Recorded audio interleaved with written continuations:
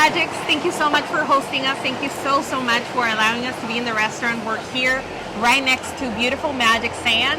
It is a gorgeous day. So we're talking about if you need a license to open up a business here in Hawaii. Dennis, you're the perfect person to answer this question. Take it away. We'll see. Yeah, it's a question I get asked a lot. Apparently, the norm or the idea of some people coming from the mainland is that they need a license to open a business. You really don't need a license to open a business in Hawaii. You need to register your business, and we've talked about that in other videos. However, if you are in any of a range of professions, you do need a license to practice your profession. Right. So those are things as diverse as barbers, to doctors, to nurses, to physical therapists, to realtors. Right. They all need licenses, and those are obtained from the PVL, the Professional and Vocational Licensing Section or Division of the Department of Commerce and Consumer Affairs. So that's where you go for those. And they're the ones that can approve or disapprove of your license. Yeah, there's each one is governed by a board, and there's different rules for every board, certain requirements of training and tests for some, things like that. Right. Oh, that is so true. There's CE for some. I mean, for real estate, you obviously have to, take your CE courses. But you're right. There's also training for other licenses that you need to keep up. Irrigation specialists, they need to, continue their education as well. Oh, really? Yeah. Oh.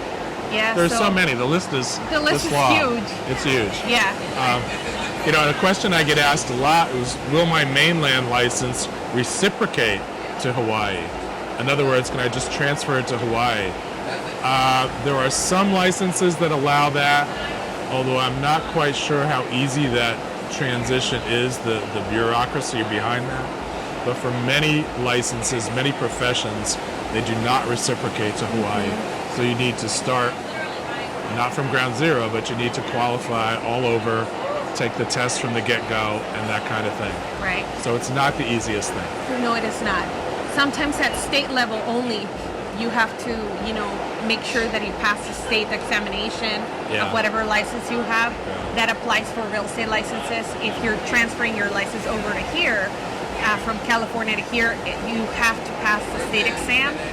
But that will also apply for another license where many others where you qualify and you're licensed in one state. It doesn't mean that same license is going to work. No, and if you are making that transition, I do encourage you to investigate that with the specific board involved and allow yourself enough time to get yourself licensed here if you're in one of those professions. That is so true. Especially, electricians, plumbers, people that, you think that you can operate right from the get-go in Hawaii because you're licensed somewhere else, but you have to go through the state requirements. So that's great. That's great information. Okay, good. Thank you.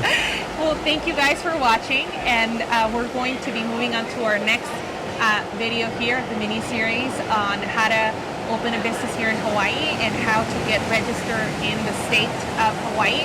And so I thank you so much for watching, and we'll see you guys on the next Cheers. on the next video. Hey.